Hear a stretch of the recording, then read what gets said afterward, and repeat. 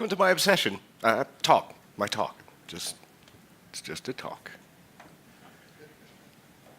Going to talk about a way of doing domain-driven design, not the way, because like Eric said yesterday, there's many, many ways of doing this. This one is focused on minimizing the effort to maximize the learning speed. Provide some guidelines to help you control the scope and the focus. Because remember, DDD is broad and it's deep. It's like a martial art. You don't have to use all of it all the time. You don't have to go all out all the time. The philosophy, though, the mindset, is always appropriate. It can't cover everything, but it can change your life, or at least be slightly entertaining, I hope. I'm a principal consultant developer with ThoughtWorks. That means I'm old, but they still let me write code when no one is looking. I'm a domain-driven design evangelist and an event-storming fan. They're important. They're both very important. I think domain-driven design is the best innovation in software construction in the last 15 years, obviously. And event storming is an accelerator for it that I find really, really exciting. So if you haven't read Alberto's book or been to his classes or watched one of his lectures, do it. It's life-changing. I'm also interested in applying deep learning and machine learning to aid software development, but that's my other obsession and a different talk. I'm writing a book, Headfirst Domain-Driven Design for O'Reilly. It will allegedly be out next year. But enough about me. Let's hear about you. Software developers? Almost everyone. Excellent. Okay. Technical management people? Wow. All right, good. It's always good to have a different perspective in the room. Any long-term DDD practitioners? Beginners? Awesome. Celebrities? No? Okay. Well, 2003, this book started it all. It emerged from Eric's experience solving problems in really complicated domains where things changed all the time. In my mind, the biggest breakthrough is it destroyed the flawed obsession that we had in the 90s with a unified enterprise data model. One database schema to rule the entire corporation, no matter how gigantic it was a disaster. And Eric came along and said, that's okay. We can have a lot of little models that overlap, and it's a lot more robust. That was a wonderful thing. Unfortunately, because of some of the circumstances that DDD evolved in, it has suffered from a few myths, which I will hereby deny. The first one is that it's hard. It's not hard. It requires focus and self-discipline, but so does programming. You may hear it has a lot of overhead. Like, only if you think that actually learning about the domain is somehow unnecessary, and I don't buy that. And the other one is that it's only for complex domains. Like, no, complex domains may need it most, but the approach, the mindset, it works everywhere. Even little things, as we'll see a little bit later in one of the examples. You see, the real problem in software development is learning. Learning is the biggest constraint. Learning about the domain in particular. If you had to do your last project over again, would it go faster? Because you already know the domain? Well, of course it would. How much faster? Twice as fast? 3 times as fast? I've heard up to 10 in different circumstances. Alberto put it another way. Software development is the learning process. Working code is the side effect of that learning. So if learning about the domain is so important, does that mean that all of your existing technical skills and prowess are less important? No, it doesn't. Everything you know still applies. All of your technical skills are still relevant. They're just not the center stage anymore. We're not going to be data-driven. We're not going to be process-driven. We're not concerned about process modeling or workflow decomposition or functional decomposition or whatever kind of technical decomposition might have been really popular in the past. That doesn't run the show anymore. The domain runs the show, the real world, the business world. We use the business goals to guide our exploration, to guide our solutions, not technical points of view. Technical points of view come into play later, after we start to understand the domain. Right. Briefly, DDD is a way of developing software that emphasizes strategic alignment with the business to deliver business value by modeling the real-world domain via the ubiquitous language. Now, ubiquitous is a hard word to say. I had to practice that quite a bit. Ubiquitous, ubiquitous, ubiquitous. But ubiquitous means used everywhere. That's not a given. That's a goal. It's something we have to practice and we have to work on. We'll get into that a little bit also. DDD also kind of assumes an agile process so that you have rapid learning loops, rapid feedback cycles. Because without that, it's going to be hard to verify that what you think you know about the domain actually works. So, and the reason we do it is to improve all the illities that are way too many to list. Good software has harmonious models in it.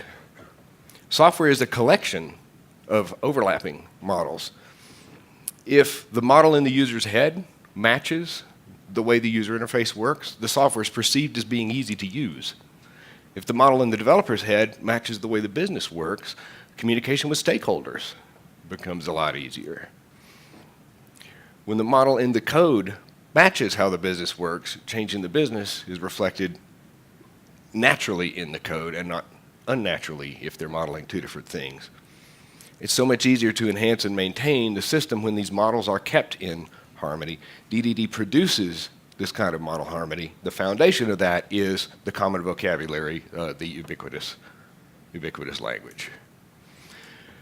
So we've used waterfall analogies a lot. Waterfall, double waterfall, whirlpool, whatever. All these things can kill you. Let's just stop that. Instead, I'm going to consider a generalization of the philosophy, which I sum up in 3 words: capture, embed, and protect. We capture the domain model. We understand just enough of it to take positive action.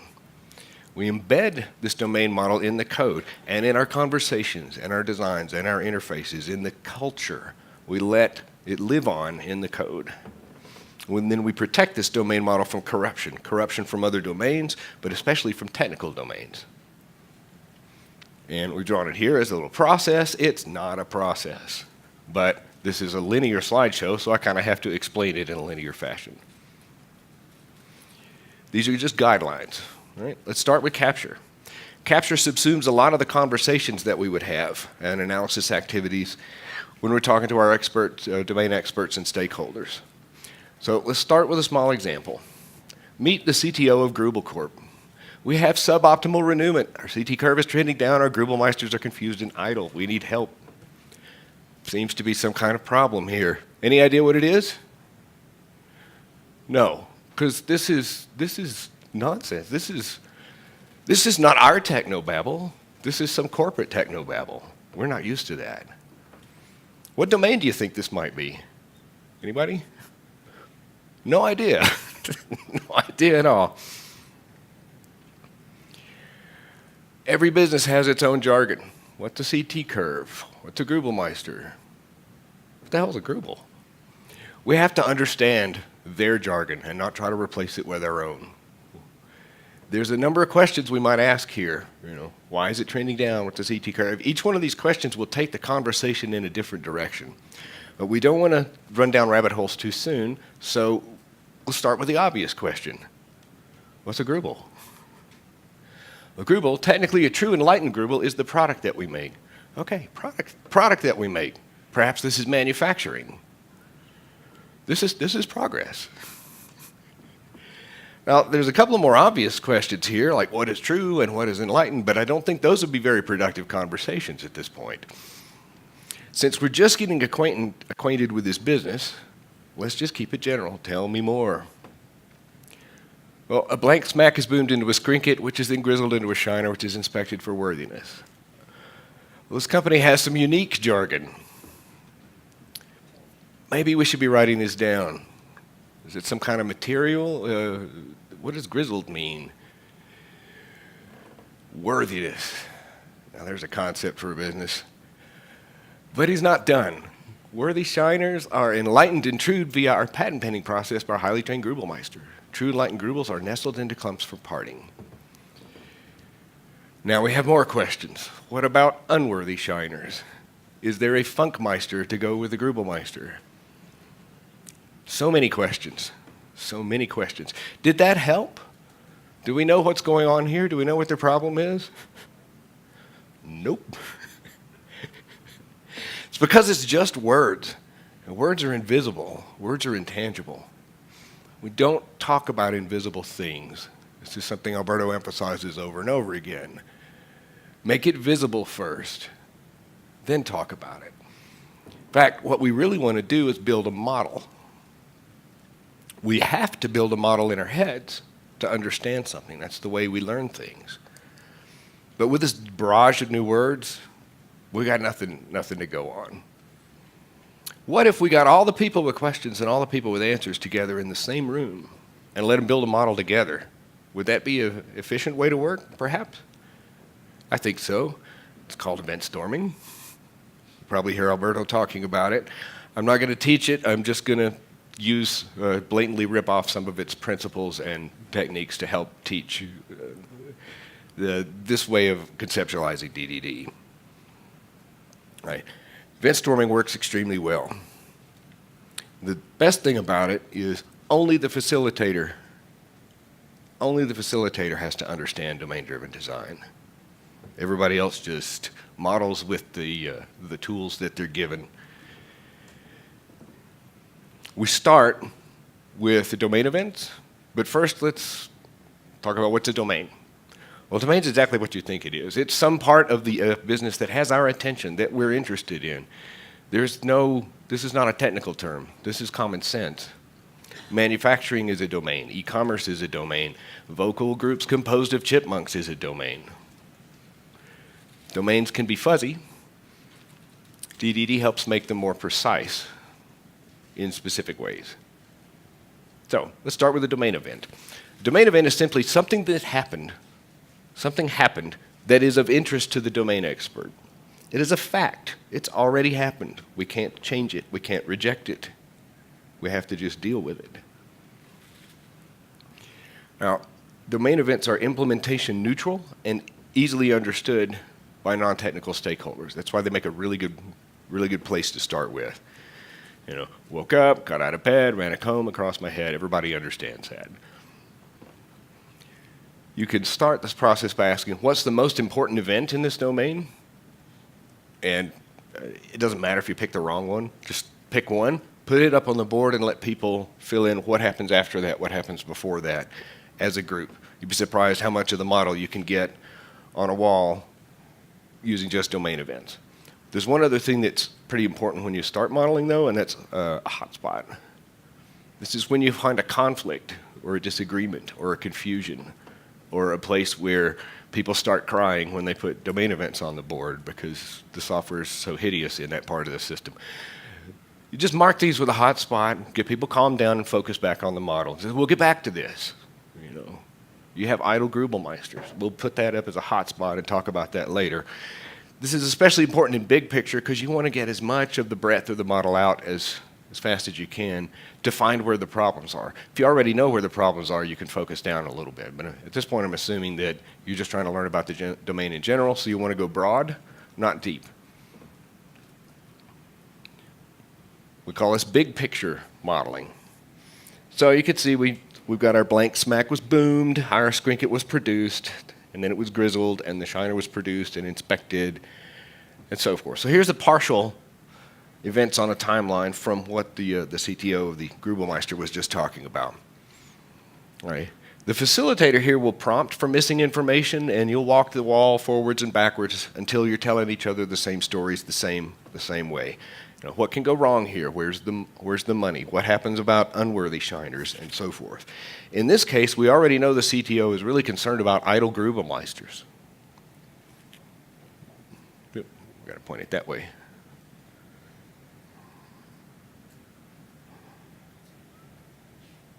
Idle Grubelmeisters.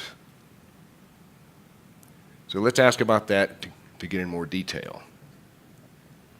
So worthy shiners are deposited with Grubelmeisters for enlightenment and truing, and then a new Grubel is nestled in a clump for parting. Well, deposited from where, and what does parting mean? This really raises more questions and more hotspots. We're still a little unclear on the problem. So here's where we have to get very subtle and sophisticated and ask, what's the problem? Well, the problem is here. Shinermeisters don't know when the Grubelmeister is ready for renewment to receive the next worthy shiner. Okay, now we have a problem to address. We can stop going big picture and dive in a little bit and figure out this problem. You note that there were many other processes mentioned in this, booming and so forth. They're not problems, so we don't bother to model them. The point is not to make a complete model of everything, it's to understand the domain enough to take some positive action. Okay, so don't get lost in modeling. I know it's fun, but don't get lost. Okay.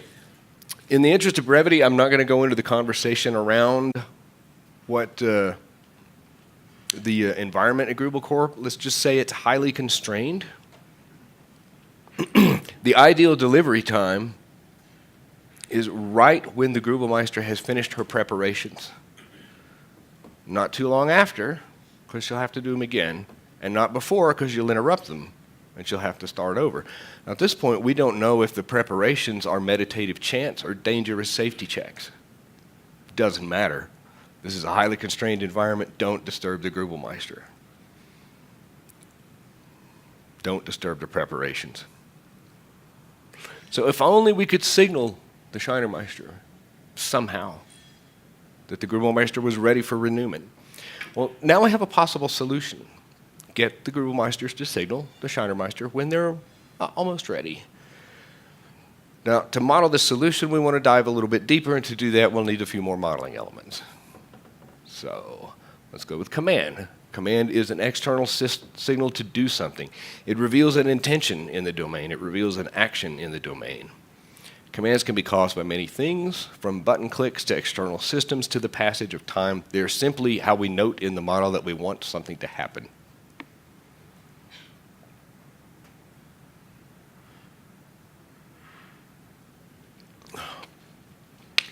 Commands are generally initiated by software or people. We refer to those as external systems and personas, respectively. An external system is just something outside of our control that we can't ignore. This includes the passage of time. External systems may send us commands. They may emit events that we care about. And persona is a specific kind of user. Different personas may cause different commands, or even the same commands, but for different reasons. They may have very different needs for the information that they need to read from the system. Excuse me. We call those read models, and it might include information such as, how's my stock portfolio doing, or how much coffee's left in the coffee machine. So personas generally use whatever is in their read model to make some kind of decision, to figure out what command to execute, and we call that a policy. So a policy might be something like, when we're out of coffee, it's time to go home. Because of time, we're not going to get into read models and policies much further. They're generally associated with personas, but they may crop up in external systems and in other contexts as well. If you're implementing, say, an insurance system, like a claims provider, your whole system is one policy.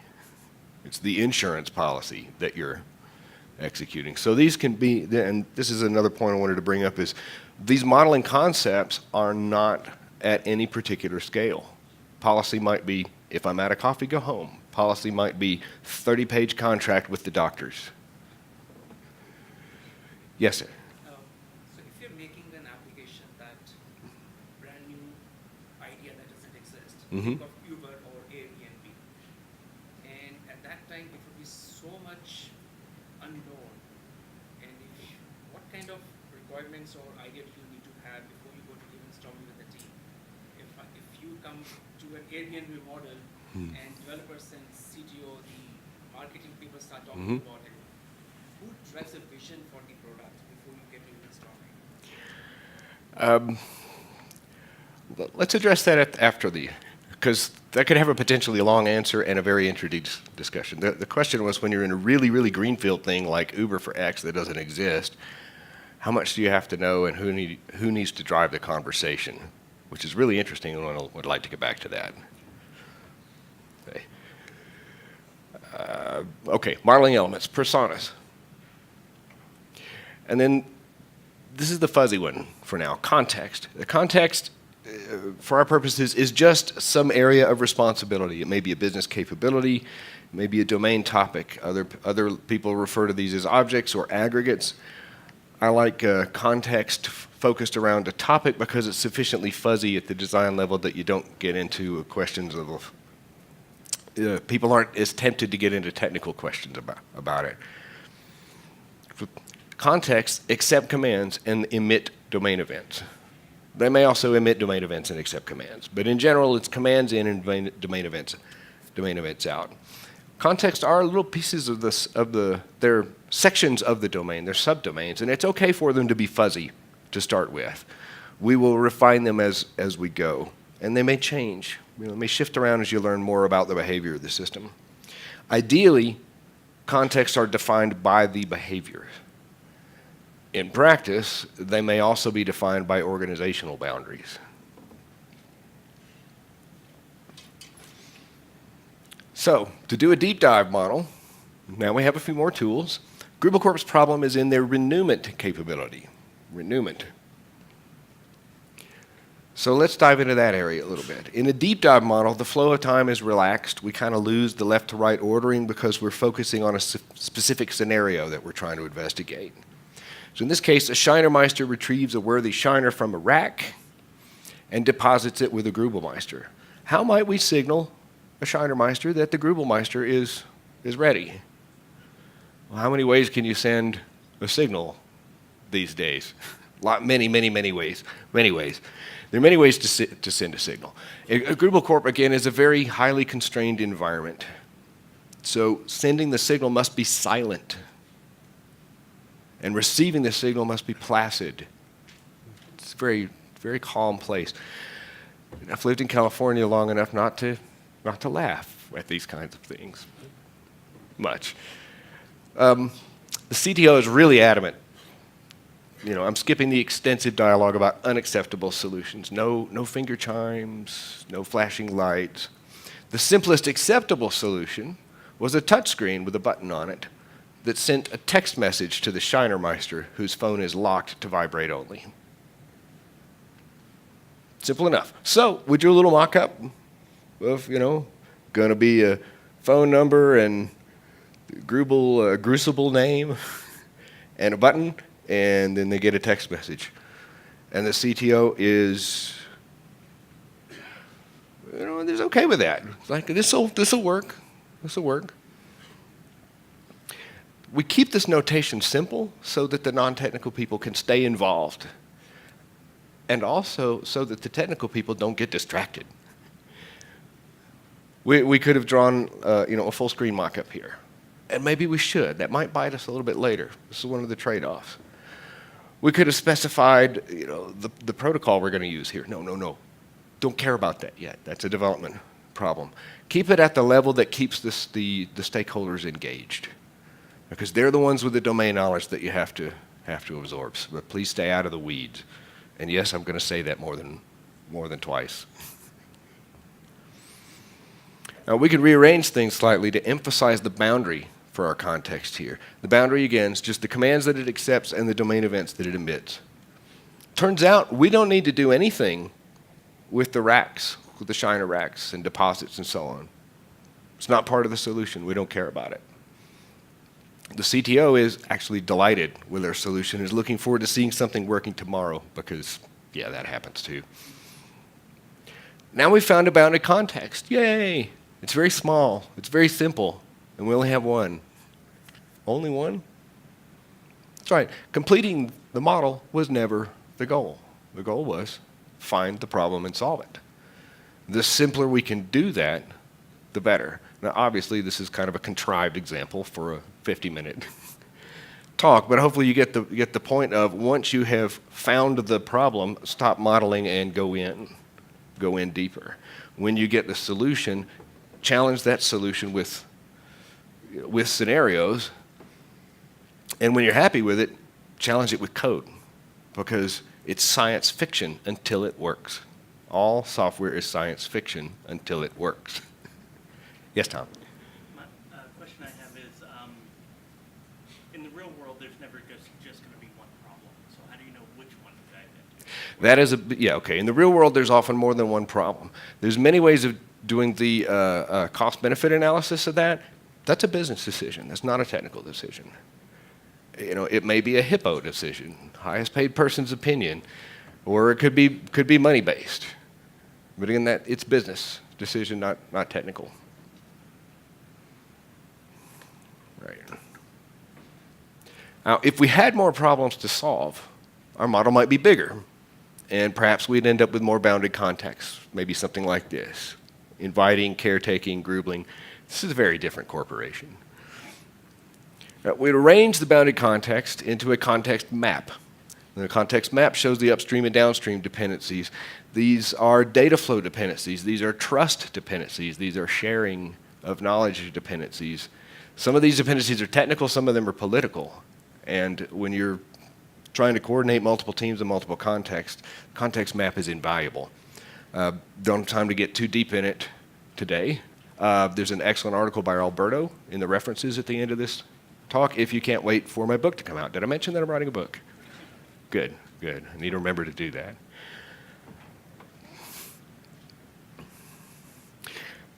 Bounded contexts and context map also have no set scale. Something else I wanted to mention more than once. We don't know if this is one application or an entire system. This could be a fleet of microservices running multiple warehouses. It could be a single-page JavaScript app in one work cell. Don't know. The notation doesn't dictate that. That's one of the decisions we have to make. So don't look at a bounded context and think automatically, oh, that's got to be a microservice. Might be more than one, or it might be even simpler than that. Depends on the context of implementation, pun intended. So that pretty much wraps up the capture section. We accelerate capture, which is the bulk of the initial learning about the domain, using a big visible shared model and a very simple implementation neutral notation, totally stolen from event storming. We guide this discussion towards the goal of providing business value, finding and solving the problem. We could accomplish the same thing by drawing on whiteboards, sending each other emails, writing UML diagrams, giving each other PowerPoint presentations until we keel over. I think this is a little more efficient because you can get from what are we doing to here's how it works with the same people in the same room in a few hours. The group modeling approach of event storming multiplies the bandwidth for learning exponentially. So now we have a model on the wall, but that's not the point. We have a model in our head. Because we built this model on the wall together, it's in our head. That's a wonderful thing. We can take a photo of the model on the wall, like for a vacation photo to maybe remind us later. But the point was to get the model in our heads. Now, we want to get the model out of our heads and into the code. Now, we talked about big picture and deep dive modeling. It's not really two things, it's a continuum. You may go broad and then deep, and then come back and go broad, and then go deep, and then go broad while you're deep. It's a horizontal and vertical knobs for controlling, kind of like an Etch-a-Sketch, if you remember those things. So, again, model just enough to accomplish whatever goal has been set before you. So, once it's captured, we have to embed it in the code. And in our conversations, and in our designs, and in our stories, and in our tests, and in everything we do. This is how you make the domain's language ubiquitous, by using it everywhere. Let's see how that works for our little simple example. So when we think we have a solution, we challenge the model, ideally with some code to prove that it works. We could do paper prototypes, but in this case, I think it's more important to know, will texting a Shinermeister actually work? So let's embed the model into the code and find out. We'll take the shortest responsible path from model to code. The model embedded in the code lives on in the code. If the model does not get embedded in the code, it will be lost. If it works, we scale it and we tweak it for production, and if it doesn't work, we've learned something and we can quickly pivot. So it's been said that there's only two hard problems in computer science. There's cache invalidation, naming things, and off by one errors. Fortunately, we only care about naming things. And this is the beginning of how we embed the model into the system, by choosing careful names. The way we name things reflects how we conceptualize them, which in turn influences how we can use them or how we can compose them. The things that we choose to name, like types and components and elements and so on, this forms the vocabulary of our solution. Compositions of these things form the sentences, to stretch a document analogy. Each element contributes to our understanding of the domain in the appropriate context. Using and composing these concepts helps reveal the intention in the domain. And you'll hear that phrase, domain intent, often. Like, what does this mean in the business? What is the intention of this software in the business? If the way you name things and the way you structure things in your code answers that question, it will be very easy for people to understand not only what the software does, but what the business does that's related to the software. So it's easy enough to come up with a name that makes sense to you in the moment. It's a little harder to find one that makes sense for all time. If I have an application with one button in it, the IDE will generate a name for me, button 1. There's only one button, isn't that good enough? Like, probably not. Every name should reflect the element's intention within the larger purpose. How many ways can you name a button so that it does not reflect its domain intent? It's kind of infinite, isn't it? Button 1, button 2, button 3. Fortunately, we can draw names from a system analogy, or better yet, from the real world. Chances are the name of that button is something the domain expert has already said more than once. It's probably related to the command that the button is going to issue, if you think about it that way. Yeah. So most of the names for things that we want in the code, we don't have to make up. They already exist in our domain. We just have to use them mindfully. It says, if you can't think of an intention-revealing name, you may not understand it well enough. And go back to the domain experts before proceeding, if you can't come up with a good name for things. Naming things matters in our stories as well. Ideally, we write user stories with the users. We can't always do that. So which one of these stories would make the most sense to Grubel Corp? Is it this one? As a factory worker, I want to press a button to get more stuff so I can keep working. I think this is too general. Factory worker could be anybody, and I don't think the warehouse holds stuff. As a user, I want to click a button to request more materials so I don't have to wait. Again, user could be anybody, and while materials might make sense in a manufacturing domain, that's not what Grubel Corp calls it. That term is not part of their culture. So we have this. As a Grubelmeister, I want to silently signal a Shinermeister that I'm ready for renewment so that preparation may flow into creation undisturbed. Seems a little flowery for a test description, doesn't it? But it identifies a specific persona, the Grubelmeister. It specifies silently signal, which is an environmental constraint here. And it reveals the domain intention and the benefit. So the current solution is a touchscreen, but we could use depth cameras that looked for postures or hand signals or eye blinks or foot pads. There's many, many ways of sending the signal. This story still covers them. The story speaks the truth about the domain, even if we tweak the implementation. So ideally, we also write acceptance tests with the users, but we can't always do that. So which test description would make the most sense at Grubel Corp? Given a phone number and a workstation ID, when the submit button is clicked, then a warehouse receives a materials delivery request. Anybody like this one? No, of course not. You know the right answer is the third one anyway, because that's how the last one was. So this is too specific. The submit button, that dictates an implementation when you write it that way, and we don't want that. So how about give it a phone number and a workstation ID when the request materials command is decided, then inventory delivers more materials?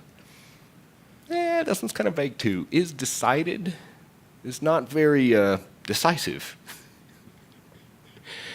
And the consequences here, inventory delivers more material, that goes beyond the scope of the test. We can't guarantee that from here. We can only guarantee that they got the notification. We can't control that they delivered it. That's a different process.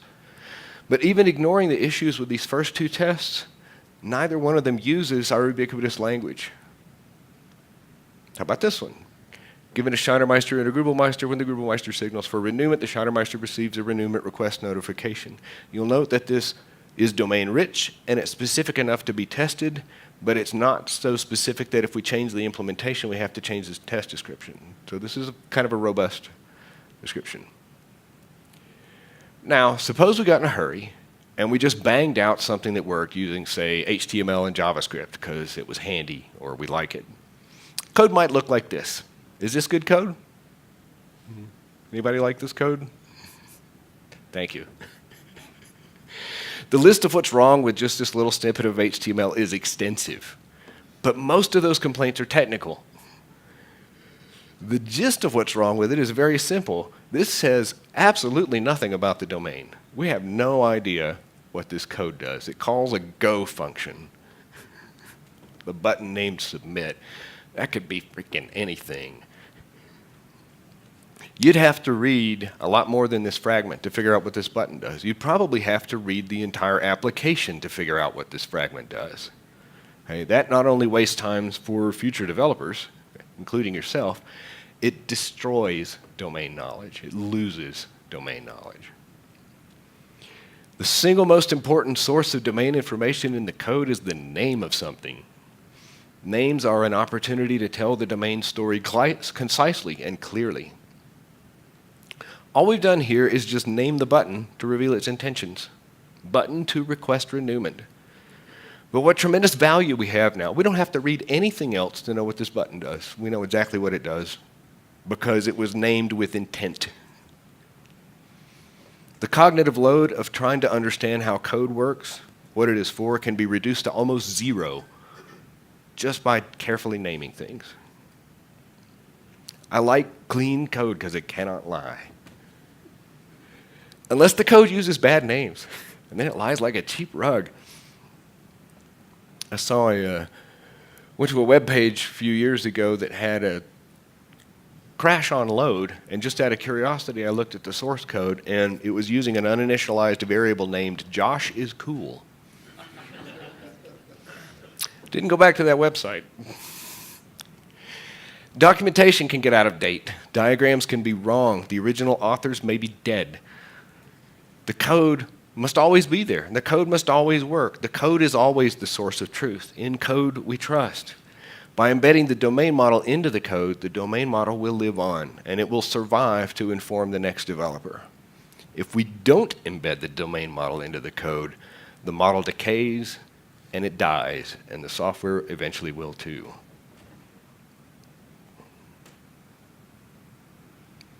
So here's some better code.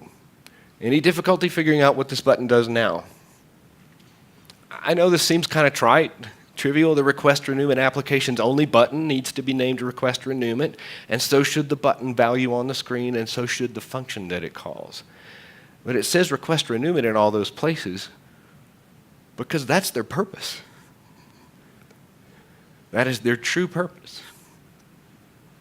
Naming those elements anything other than request renewment is misleading. It's obfuscating. It loses domain knowledge. So if you don't do anything else, just really pick good names for things that are domain, and you're 80% of the way there. Please don't make me think. Don't make the next person reading your code have to think very hard to understand it. It's probably going to be you. This applies everywhere, but in especially the names of things in APIs and the user interface. People seem to ignore the user interface when they're talking about DDD, and you can't. Because if the user interface reflects the domain, you end up with task-oriented user interfaces, which is a very different way of designing screens than transaction-oriented user interfaces, which is something else I don't have time to get into today. But don't ignore the user interface. Give them the joy of the ubiquitous language as well. A domain-expressive approach to coding lightens the cognitive load for everyone. This makes things easier if you choose good names from the start. All right, I'll get off that particular soapbox for now. Elements of the domain may be composed and interact in different ways. We can think of this as phrasing, ways to state solutions in the code, and we prefer the simplest way that reveals the domain intention. This will help guide the choice of components, relationships, and patterns. In theory, if we have 3 objects participating in some operation, we have at least 6 ways to linearly compose them. We would prefer the one that reflects the domain phrasing or usage. So let's look at an example very quickly here. Grubelmeister.request renewment from Shinermeister. Is this good?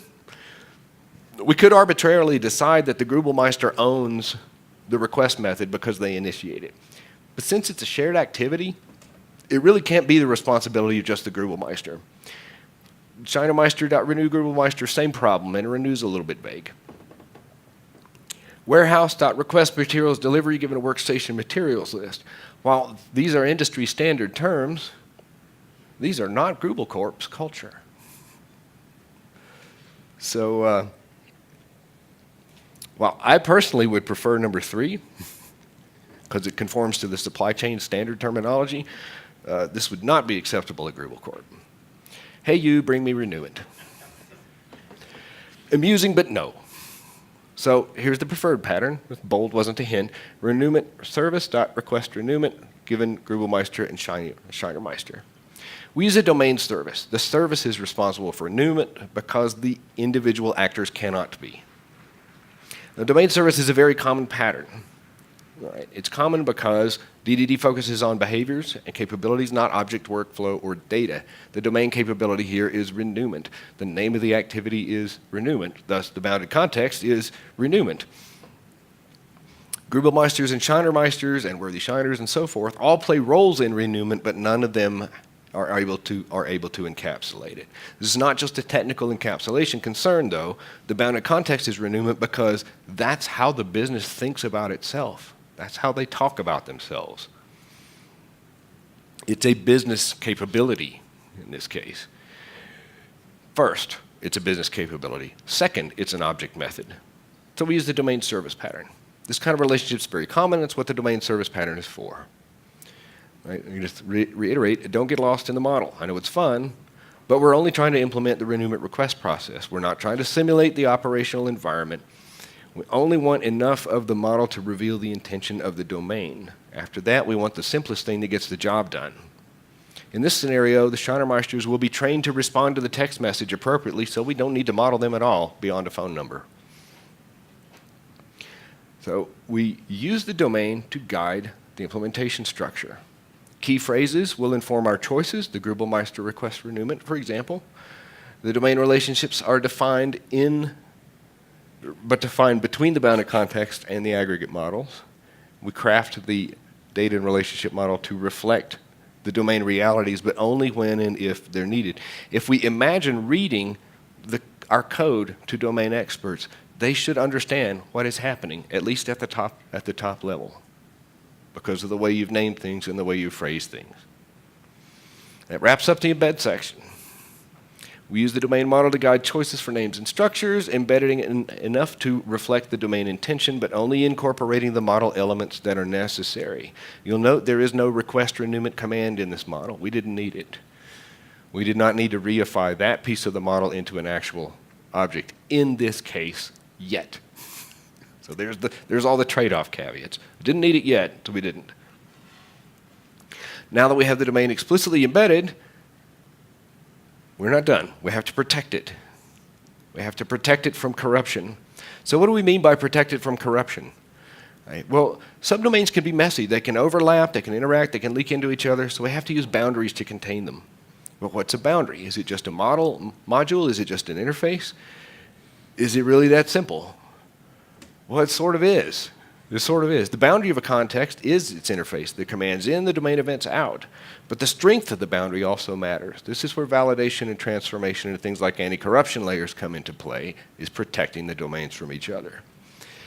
So this most common form of corruption is accidental. Simply by having disparate things in the same module, programmers can accidentally change it. This is why almost every modern language has some kind of module structure in it. If you're old enough to remember things like BASIC, they didn't, and it was a disaster. So the simplest separation boundary is a module. In our case, we just need to use modules because we're not building anything really complicated. If this sounds like the single responsibility principle, it is. It absolutely is. So we create a module with an adapter that accepts command objects that get dispatched through an event bus to an aggregate rehydrated from an event-sourced repository built on top of Cassandra. No, we don't need any of that here. All we need is a method call and a module. We're good. This is a really trivial application. Let's keep it that way. Okay. There may be situations where you actually do want a command object and all that other stuff. This isn't one of them. So we only use the building block patterns, we only use the design patterns where they're required and nowhere else. So back to accidental corruption. We can easily create all of the HTML and the JavaScript in the same file, but it's really common to put the JavaScript in one file and the HTML in the other because they're concerned about different things. But what about this JavaScript? Would it be okay to have all 4 of these in the same file? I don't think so, because they're concerned about different things. The function to request renewment is a domain behavior. The function to send a message is an infrastructure concern, and the functions to disable and enable buttons is the application's responsibility. So in addition to the business domain, this application has 3 other subdomains: application controller, user interface, and infrastructure. Disentangling and isolating subdomains is the rest of protection. By protecting all subdomains from each other, we make the code more resilient, less coupled, and in general easier to understand and work with. We don't choose to use these patterns because they're cool. We use them because they're necessary. When subdomains are entangled, we get leaky abstractions. We get misplaced responsibilities. We get improper delegation. We get blind acceptance of invalid data. Susceptibility to bugs from subdomains that we're calling without isolation and so forth. You've probably seen all or most of these issues at some point. Removing technical debt later is far less costly than simply not coding it in the first place. And I don't mean time pressure shortcuts and measured trade-offs. I mean just carelessness and failing to protect the subdomains from each other. And here's an extreme, but unfortunately real example. One rather horrifying piece of code that I encountered was an Objective-C class that was a controller for a hybrid web application. It composed a JavaScript string and injected it into the user interface. 2 languages in the same function is not just a code smell, that's a code stench. It's strong enough to knock you down. All the Objective-C code really needed to do was inject a notification into the UI and let the JavaScript decide what to do with it. The controller class was stealing responsibilities from another subdomain. It was a control freak controller. Those aren't cool, don't do that. And it had some other problems. It blindly trusted every other external component, even components for third parties, one of which occasionally passed a null value back in a callback from an asynchronous call, which crashed the user interface 12 levels deep later. Half of the crashes in the application were caused by this one class that had the control freak controller's weak boundary was responsible for half of the crashes in this app. It was a very difficult class to understand. It had way too many responsibilities. The boundary was weak. The boundary was leaky. And the cognitive load penalty was paid every time somebody had to look at this class, which was several people several times a day. This was a massive drain on productivity for one class. Everybody hated this piece of code. Everybody was afraid of this piece of code. Nobody wanted to fix this piece of code. And part of it is they didn't see where the context boundaries were to start with, so they couldn't reinforce them as they went. Now, once we figured out what they were and strengthened it, it's like, oh, I see it now, and it was fine after that. The cognitive load of this was extreme and easily prevented. Once you learn to see context boundaries, you can't unsee them. So it's kind of a good thing and a bad thing. The context boundary in this case served as an anti-corruption layer, ensuring that only valid objects get through. And again, the notion of anti-corruption layer is without scale. In one system, the anti-corruption layer was a small fleet of microservices that converted database change events into domain events in a different domain. Okay. Anti-corruption layers also apply outgoing. If you're calling other things, trap exceptions, put in circuit breakers, the book Release It is fantastic. Protecting your context from the action or inaction of other contexts is very much part of protection. So let's go back to our simple application to wrap this up. Do we really need 4 modules for something so trivial? What about Yagni? You ain't going to need it. Isn't this over-engineering? I say no. This isn't gold plating. These concepts exist. They are real concepts. There's 1 business domain, there's 3 technical subdomains, and we need to protect them all from each other. So the specific point, isolate and protect all the subdomains from each other. The results will generally reflect the relationships in the domain up to the complexity of the context map and result in layered services. That kind of wraps up the protect section. Every module protects itself from external corruption like the walls of cells.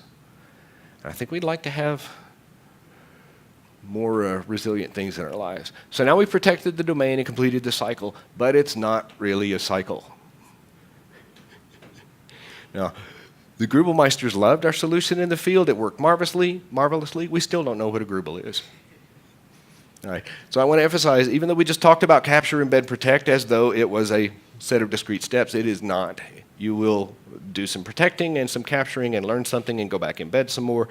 You'll bounce around in it. It's a continuous validated learning loop that goes on at multiple levels and multiple scales. It becomes a habit. Speaking of habits, I'm not a great programmer. I'm a good programmer with great habits. Kent Beck, one of the instigators of Agile. Now, Kent is a very humble fellow, but his point about great habits is really powerful. So here's the 3 habits again to take with us. Capture the domain, but only the relevant parts. Learn just enough to take the next step. Don't dig unnecessarily. Use domain terms with intention. Embed the domain in everything, from conversations to design to code. Make it ubiquitous. Make it part of the culture. Protect the domain from corruption in both code and the culture. So here's some things to practice. Use high-speed, low-fidelity modeling like event storming. Embed the domain intentions to reduce cognitive load. Employ protection principles and patterns only as necessary to isolate the subdomains. And we'll end up with code that is in harmony with the business so the two may evolve in tandem. Above all, make domain-driven design thinking ubiquitous, please. Because if you don't intentionally model the domain, you will unintentionally model something else. And here's some references for further reading. I'm especially fond of the last one. And I think I'm out of time. So sorry about your fantastic question.